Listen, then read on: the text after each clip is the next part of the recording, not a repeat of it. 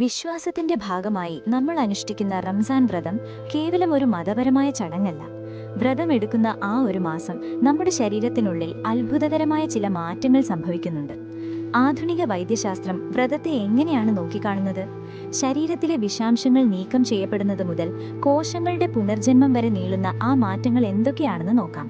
Autophagy, അതായത് ശരീരത്തിന്റെ servicing എന്ന് പറയാം. നോമ്പ് സമയത്ത് നമ്മുടെ ദഹന വ്യവസ്ഥയ്ക്ക് വിശ്രമം ലഭിക്കുന്നു. ഈ സമയത്ത് ശരീരം ഓട്ടോഫേജി എന്ന പ്രക്രിയയിലേക്ക് കടക്കും. 2016 ഇതിനെക്കുറിച്ചുള്ള പഠനത്തിനാണ് യോഷിനോരി ഒസുമിക്ക് നോബൽ സമ്മാനം ലഭിച്ചത്.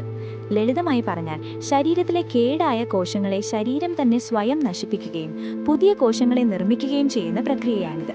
ഒരു തരത്തിൽ പറഞ്ഞാൽ ശരീരത്തിന്റെ ഒരു കംപ്ലീറ്റ് സർവീസ്.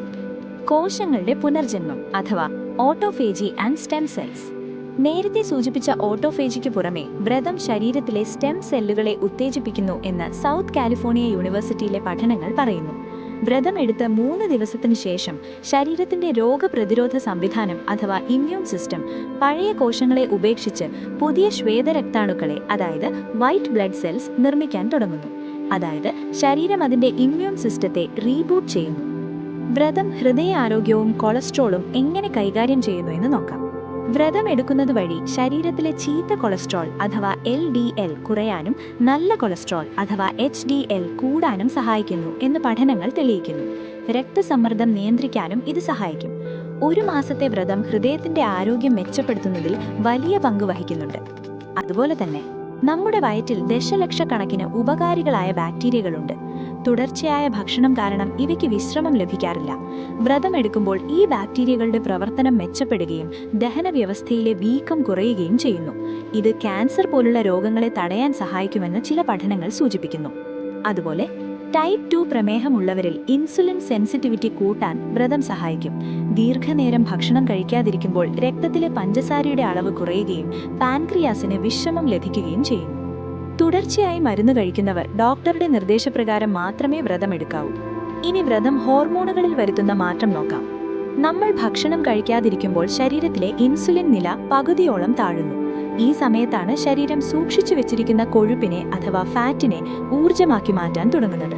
അതോടൊപ്പം തന്നെ ശരീരത്തിന്റെ വളർച്ചയെ സഹായിക്കുന്ന ഹ്യൂമൻ ഗ്രോത്ത് ഹോർമോൺ അഥവാ HGH 5 ഇരട്ടിയോളം വർദ്ധിക്കുന്നു. ഇത് മസിലുകളുടെ ആരോഗ്യത്തിനും വേഗത്തിൽ ഭാരം കുറയ്ക്കാനും സഹായിക്കുന്നു. വ്രതമെടുക്കുമ്പോൾ തലച്ചോറിൽ BDNF എന്ന പ്രോട്ടീനിന്റെ ഉൽപ്പാദനം കൂടുന്നു. ഇത് ഓർമ്മശക്തി വർദ്ധിപ്പിക്കാനും അൾഷിമേഴ്സ് പോലുള്ള രോഗങ്ങളെ പ്രതിരോധിക്കാനും സഹായിക്കുന്നു. മനസ്സിന് ലഭിക്കുന്ന ആത്മനിയന്ത്രണം മാനസിക സമ്മർദ്ദം കുറയ്ക്കാനും സഹായിക്കുന്നു. നോമ്പ് സമയത്ത് തലച്ചോറിൽ കീറ്റോൺസ് എന്ന ഇന്ധനം ഉപയോഗിക്കപ്പെടുന്നു. ഇത് തലച്ചോറിന് കൂടുതൽ വ്യക്തതയും അഥവാ മെന്റൽ ക്ലാരിറ്റിയും ഏകാഗ്രതയും നൽകുന്നു. കൂടാതെ പുതിയ നാഡീകോശങ്ങൾ ഉണ്ടാകാൻ ഇത് സഹായിക്കുന്നു. വിഷാദം അഥവാ ഡിപ്രഷൻ, ഉത്കണ്ഠ അഥവാ ആങ്സൈറ്റി എന്നിവ കുറയ്ക്കാൻ വ്രതം സഹായിക്കുമെന്ന് ആധുനിക സൈക്കാട്രി നിരീക്ഷിക്കുന്നു.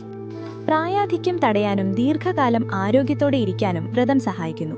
കോശങ്ങളിലെ മൈറ്റോകോൺട്രിയ അഥവാ ശരീരത്തിന്റെ പവർ ഹൗസ് കൂടുതൽ കാര്യക്ഷമമായി പ്രവർത്തിക്കാൻ വ്രതം പ്രേരിപ്പിക്കുന്നു. ഇത് വാർദ്ധക്യ സഹജമായ അസുഖങ്ങളെ ഒരു പരിധിവരെ അകറ്റി നിർത്തുന്നു. ഇനി വ്രതം എങ്ങനെ നമ്മുടെ സ്വഭാവം മാറ്റുന്നു എന്ന് നോക്കാം.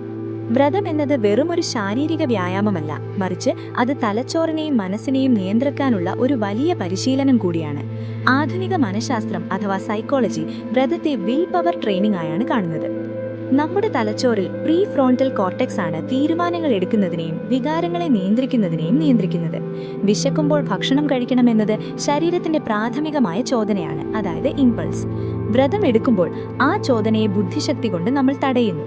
ഇത് ആവർത്തിക്കുമ്പോൾ തലച്ചോറിലെ ഈ ഭാഗം കൂടുതൽ ശക്തമാവുകയും ജീവിതത്തിലെ മറ്റു പ്രതിസന്ധികളെയും പ്രലോഭനങ്ങളെയും നിയന്ത്രിക്കാനുള്ള ഇച്ഛാശക്തി നമുക്ക് ലഭിക്കുകയും ചെയ്യുന്നു.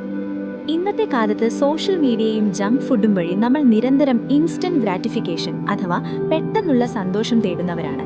വ്രതത്തിലൂടെ നമ്മൾ ആഗ്രഹിക്കുന്ന കാര്യങ്ങൾ ഉടൻ സ്വന്തമാക്കാതെ മാറ്റിവെക്കാൻ പഠിക്കുന്നു, അതായത് ഡിലേഡ് ഗ്രാറ്റിഫിക്കേഷൻ.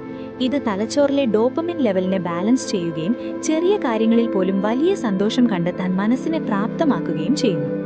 ഇനി വ്രതം എങ്ങനെ ഇമോഷണൽ കൺട്രോൾ കൈകാര്യം ചെയ്യുന്നുവെന്ന് നോക്കാം.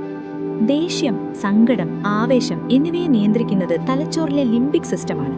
വ്രതം കേവലം ഭക്ഷണത്തോട് മാത്രമല്ല, വാക്കുകളോടും പ്രവൃത്തികളോടും കൂടിയതാണ്. ദേഷ്യം വരുമ്പോൾ ഞാൻ വ്രതത്തിലാണ് എന്ന് സ്വയം ഓർമ്മിപ്പിക്കുന്നത് വഴി വികാരങ്ങളെ നിയന്ത്രിക്കാനുള്ള ഒരു ബ്രേക്ക് നമ്മൾ സ്വന്തമാക്കുന്നു.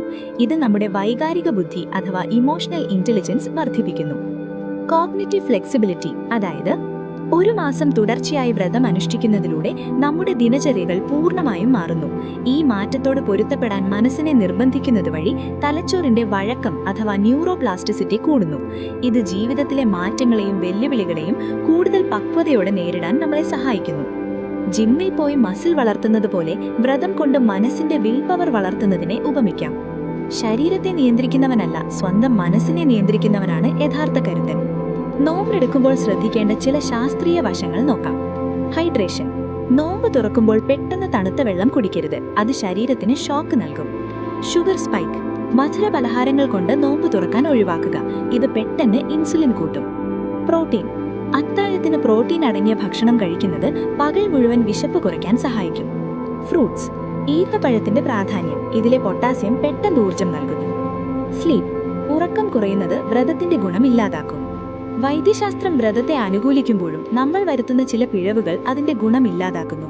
ഇഫ്താർ സമയത്ത് അമിതമായി വറുത്തതും പൊരിച്ചതുമായ ഭക്ഷണങ്ങളും പഞ്ചസാരയും ഉപയോഗിക്കുന്നത് വ്രതത്തിന്റെ ഗുണം കുറയ്ക്കും.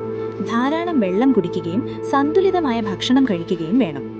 ആത്മീയമായ ശുദ്ധീകരണത്തോടൊപ്പം ശാരീരികമായ ഒരു നവീകരണവും കൂടിയാണ് ഓരോ റംസാനും നമുക്ക് നൽകുന്നത്. ഈ അറിവ് നിങ്ങളുടെ സുഹൃത്തുക്കളിലേക്കും എത്തിക്കൂ. എല്ലാവർക്കും ആരോഗ്യകരമായൊരു റംസാൻ നേരുന്നു. ഇതുപോലുള്ള ഷാർപ്പ് അറിവുകൾക്കായി ഷോർട്ട് ആൻഡ് ഷാർപ്പ് ഇപ്പോൾ തന്നെ സബ്സ്ക്രൈബ് ചെയ്യൂ.